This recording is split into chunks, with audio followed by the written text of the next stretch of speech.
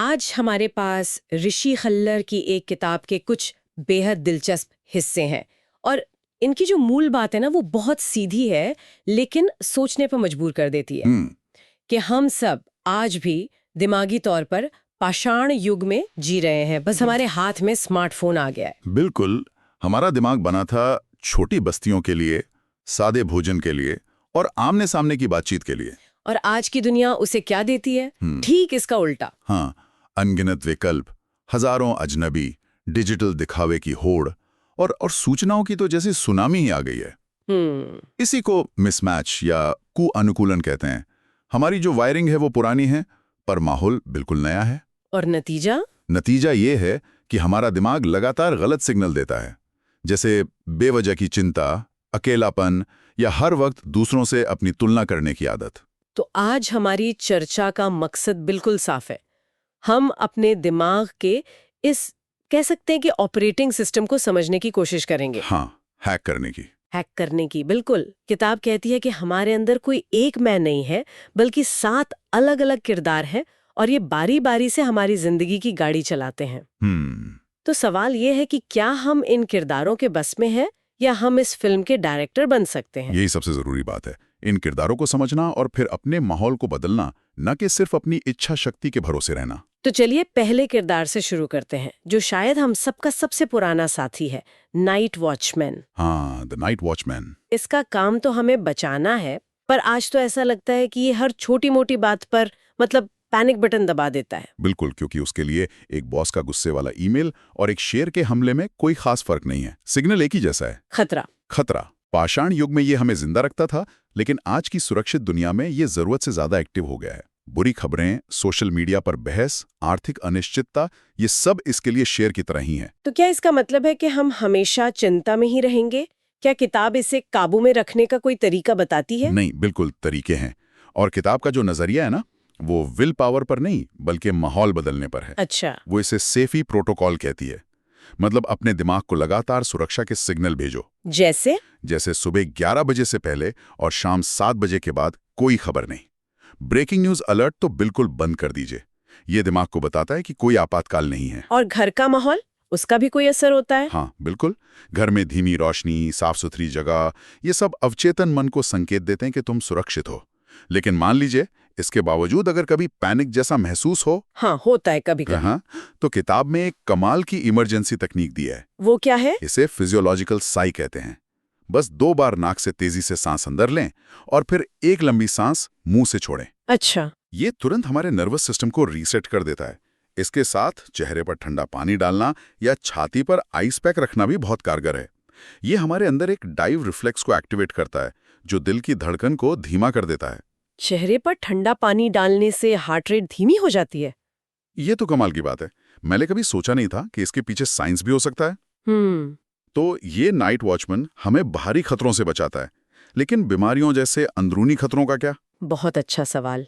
यहीं पर हमारा दूसरा किरदार कंपल्सिव सामने आता है। कंपल्सिव? हाँ, इसका काम हमें रोगाणुओं और बीमारियों से बचाना था, लेकिन आज ये किरदार भी ओवर एक्टिव हो गया है। मतलब जरूरत से ज्यादा सफाई या फिर नई चीजों को आजमाने से डरना?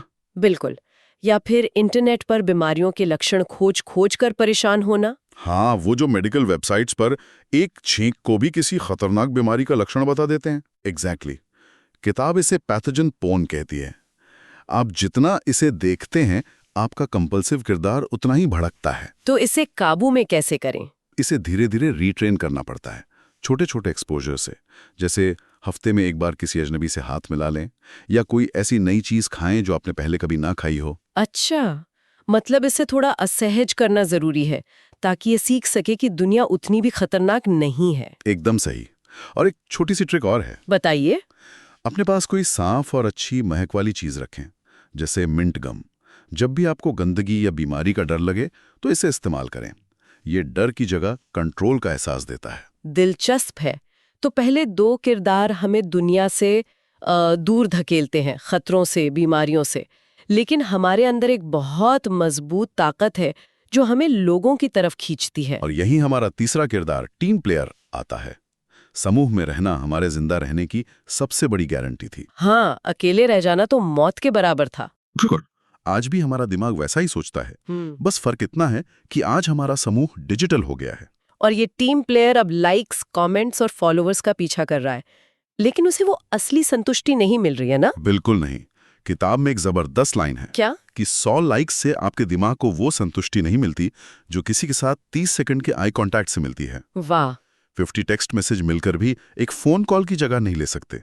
हमारा टीम प्लेयर डिजिटल वैलिडेशन नहीं, असली कनेक्शन चाहता है। तो इसका समाधान क्या है?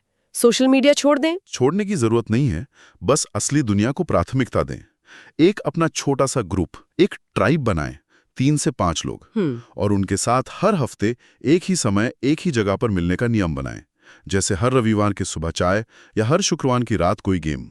नियम बहुत जरूरी है क्योंकि ये दिमाग को सुरक्षा और अपनेपन का एहसास देता है। और किताब में एक और बात है कि सिर्फ ग्रुप का हिस्सा मत बनो, ग्रुप के लिए उपयोगी बनो। हाँ, स्नैक्स ले जाओ, किसी को कहीं छोड़ दो, लोगों को आपस में मिलाओ। जो योगदान देता है, लोग उससे ज्यादा जुड़ते हैं। यही अपनेपन की असली भावना है, योगदान देना। अच्छा, एक बार जब हम ग्रुप में आ जाते हैं तो हमारा अगला इंस्टिंक्ट क्या होता है? ग्रुप में अपनी जगह बनाना, अपना रुतबा बढ़ाना। बिल्कुल। और यहीं पर चौथा किरदार गो गेटर स्टेज पर आता है। ये हमेशा आगे बढ़ना चाहता है। लेकिन आज इसका अखाड़ा लिंक्डइन और इंस्टाग्राम बन गया है, जहां ये लगातार दूसरों की सफलताओं से अपनी तुलना कर रहा है। और ये बहुत थकाने वाला है। किताब डोमिनेंस और प्रेस्टीज के बीच एक बहुत जरूरी फर्क बताती है। अच्छा, वो क्या है? डोमिनेंस वो है जिससे लोग आपसे डरें। प्रेस्टीज वो है जिससे लोग आपकी इज्जत करें, आपसे सीखना चाहें। गो गेटर को डोमिनेंस के पीछे नहीं, प्रेस्टीज के पीछे लगाना चाहिए। ये तो बहुत गहरी बात है, पर इसे असल जिंदगी में कैसे करें? मतलब लगातार तुलना करने की आदत से कैसे बचें? 2 बहुत अच्छे तरीके हैं। पहला, अपनी तुलना सिर्फ एक इंसान से करें, कल के आप से। क्या आप कल से बेहतर हैं? बस इतना ही काफी है, बाकी सब शोर है। और दूसरा? दूसरा, एक स्टेटस डिटॉक्स करें। उन सभी अकाउंट्स को अनफॉलो कर दें जो आपको छोटा महसूस कराते हैं। जैसे फिटनेस मॉडल्स, अरबपति। हाँ, हाइपर अचीवर्स। और उनकी जगह एजुकेटर्स, कॉमेडियंस या कलाकारों को फॉलो करें। मतलब अपने तुलना के दायरे को बदलो ताकि आपका गो गेटर सही दिशा में दौड़े। बहुत बढ़िया। अब आते हैं उस किरदार पर जो शायद आज की डिजिटल दुनिया में सबसे ज्यादा कंफ्यूज्ड है। हमारा 5वां किरदार, स्विंगिंग सिंगल। हाँ, इसका काम था एक अच्छा साथी खोजना, लेकिन आज इसके हाथ में डेटिंग एप्स आ गए हैं जो एक अनथीन बुफे की तरह हैं, जहां आप इतना कुछ देखते हैं कि आखिर में भूखे ही रह जाते हैं। ये तो बहुत से लोग महसूस करते होंगे। वो अंतहीन स्वाइपिंग एक वीडियो गेम की तरह लगती है, असली इंसानों की तरह नहीं। यही तो जाल है। इसे चॉइस ओवरलोड कहते हैं। आपका दिमाग सोचता है कि शायद अगला प्रोफाइल और भी बेहतर हो, और इस चक्कर में आप किसी को मौका ही नहीं दे पाते। एग्जैक्टली। ऊपर से पोर्नोग्राफी और इंस्टाग्राम के फिल्टर्स ने असली इंसानों के लिए हमारे आकर्षण के पैमाने को बिगाड़ दिया है। तो इस किरदार को कैसे संभाला जाए? सबसे पहले तो अपनी डिजिटल डाइट को साफ करें। पोर्नोग्राफी, एयर ब्रश किए हुए मॉडल्स और फिल्टर से बचें। ये आपकी इच्छा को असली इंसानों के लिए दोबारा सेट करेगा। और चॉइस ओवरलोड से बचने के लिए अपने डीप 5 तय करें। डीप 5 ये क्या है? ये वो 5 गुण हैं जो वक्त के साथ खत्म नहीं होते, जैसे दयालुता, भावनात्मक स्थिरता, जिम्मेदारी, वफादारी और शायद एक अच्छा सेंस ऑफ ह्यूमर। ओके। जब आपको किसी में इन 5 में से 4 गुण मिल जाएं तो रुक जाएं और उसे एक मौका दें। परफेक्शन की तलाश बंद करें। वाह, ये तो एक बहुत ही प्रैक्टिकल फिल्टर है। तो मान लीजिए इस फिल्टर से हमें कोई मिल गया, अब रिश्ते को बनाए रखने की जिम्मेदारी आती है। और यहाँ हमारा छठा किरदार, अच्छा जीवन साथी, एक्टिवेट होता है। इसका काम रिश्ते को बनाए रखना और गहरा करना है। लेकिन आज ये भी भटक गया है। ये पार्टनर का जरूरत से ज्यादा विश्लेषण करता है, छोटी छोटी बातों पे लड़ता है और हमेशा असंतुष्ट रहता है, और शायद दूसरों के रिश्तों को देखकर अपनी तुलना भी करता है। बिल्कुल, तुलना तो अटैचमेंट की दुश्मन है। हाँ, किताब यहाँ नो ऑल्टरनेटिव्स रूल की बात करती है। मतलब अपने पार्टनर की तुलना किसी से भी ना करें, ना अपने एक्स से, ना दोस्त के पार्टनर से। और एक बहुत ही दिलचस्प वैज्ञानिक तरीका भी बताती है जिसे पॉजिटिव इल्यूजन कहते हैं। पॉजिटिव इल्यूजन मतलब खुद को धोखा देना। एक तरह से हाँ, इसका मतलब है कि आप जानबूझकर अपने पार्टनर को थोड़ा ज्यादा आकर्षक, ज्यादा समझदार और ज्यादा भरोसेमंद समझे, जितना वो असल में है। अच्छा। रिसर्च बार बार ये दिखाती है कि जो जोड़े ऐसा करते हैं उनके रिश्ते ज्यादा लंबे और खुशहाल होते हैं। ये थोड़ा अजीब है, पर अगर ये काम करता है तो हाँ, लेकिन किताब ये भी चेतावनी देती है कि ये किसी टॉक्सिक रिश्ते को सही ठहराने का बहाना नहीं बनना चाहिए। एक बारीक लाइन है। सही बात है। इसके अलावा एक साप्ताहिक रिचुअल बनाएं। हर हफ्ते 20 मिनट फोन दूर रखकर बस 2 सवाल पूछें। इस हफ्ते हमारे बीच क्या अच्छा हुआ और अगले हफ्ते में तुम्हारे लिए क्या कर सकता हूँ। ये छोटी सी आदत रिश्ते को बदल सकती है। ये सच में बहुत शक्तिशाली हो सकता है। अब हम आते हैं अपने आखिरी और 7वें किरदार पर, पेरेंट। हाँ, इसका काम सिर्फ अपने बच्चों की देखभाल करना नहीं, बल्कि भविष्य के लिए निवेश करना भी है। और ये हमारा सबसे दूर की सोचने वाला किरदार है। लेकिन आज के न्यूक्लियर परिवारों में ये किरदार बर्नआउट, अपराध बोध और जरूरत से ज्यादा चिंता का शिकार हो गया है। और इसकी एक बहुत बड़ी वजह है ना? बिल्कुल। वजह यह है कि इंसान का विकास बच्चों की देखभाल के लिए 10-20 वयस्कों के साथ हुआ है, ना कि सिर्फ 2 लोगों के साथ। पूरा कबीला मिलकर बच्चे पालता था। हाँ, हमारे पूर्वज एक पूरे कबीले के साथ मिलकर बच्चे पालते थे। तो आज के जमाने में इसका हल क्या है? अपना कबीला कहाँ से लाएं? अपना कबीला बनाना पड़ेगा। किताब इसे एलो पेरेंट्स कहती है, यानी दूसरे माता पिता, दादा दादी, चाचा चाची, दोस्त, पड़ोसी, इन्हें अपनी पेरेंटिंग टीम का हिस्सा बनाएं, मदद मांगने में संकोच ना करें। और दूसरा, घर के काम को बराबरी से नहीं, बल्कि एनर्जी के हिसाब से बांटें। जिसे जो काम करने में मजा आता है या जो जिसमें बेहतर है वही वो काम करे। और किताब की एक और बात मुझे बहुत अच्छी लगी। क्या? पेरेंटिंग को खुशी के पैमाने पे न तोलें, बल्कि अर्थ के पैमाने पर देखें। बिल्कुल। ये हर पल की खुशी नहीं है, लेकिन ये जीवन को एक गहरा अर्थ देती है।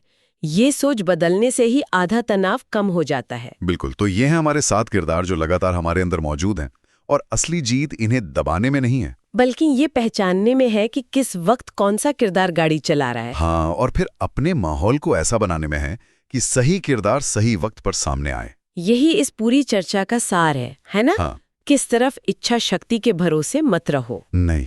अगर आपके किचन काउंटर पर कुकीज का डिब्बा रखा है तो आप उसे खाएंगे ही। उसे वहां से हटाकर अलमारी में रखना इच्छा शक्ति से ज्यादा कारगर है। अपने माहौल के आर्किटेक्ट बने। एकदम। जैसे अगर आपको काम पर फोकस करना है तो फोन को दूसरे कमरे में रख दें।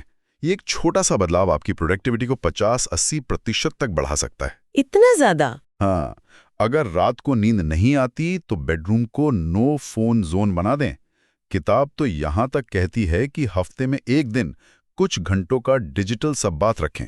मतलब स्क्रीन से पूरी तरह दूरी? पूरी तरह दूरी। और एक ट्रिक मुझे बहुत अच्छी लगी, अपने फोन को सोमवार से शुक्रवार तक ग्रे स्केल मोड पर रखें। हाँ, ये बहुत कारगर है। रंग हटा देने से फोन बहुत बोरिंग हो जाता है और आपका दिमाग उसे बार बार उठाने की इच्छा नहीं करता। ये अपने गो गेटर और टीम प्लेयर को शांत करने का एक शानदार तरीका है। बिल्कुल। तो आप देख रही हैं, हर समाधान आपके माहौल को बदलने के बारे में है, आपकी इच्छा शक्ति को चुनौती देने के बारे में नहीं। एक ऐसी जिंदगी बनाएं जिसे आपका पाषाण युगीन दिमाग सुरक्षित, सार्थक और हासिल करने लायक समझे। इस पूरी बातचीत से एक विचार मेरे मन में रह जाता है। बताइए। किताब ये सुझाव देती है कि हर बड़ा फैसला सही किरदार को एक्टिवेट करके लेना चाहिए। जैसे अगर निवेश का फैसला लेना है तो अपने अंदर के पेरेंट को जगाएं जो भविष्य की सोचता है। शायद अपने बच्चे की तस्वीर देखकर। ये एक बहुत शक्तिशाली विचार है। अगर किसी नई टीम से मिलना है तो टीम प्लेयर को एक्टिवेट करें। तो सुनने वालों के लिए सोचने वाली बात यह है, इस वक्त आपकी जिंदगी की गाड़ी कौन सा किरदार चला रहा है और क्या वो उस काम के लिए, उस सड़क के लिए सही किरदार है? शायद इस सवाल का जवाब ही हमें अपनी जिंदगी का डायरेक्टर बनाने की तरफ पहला कदम है।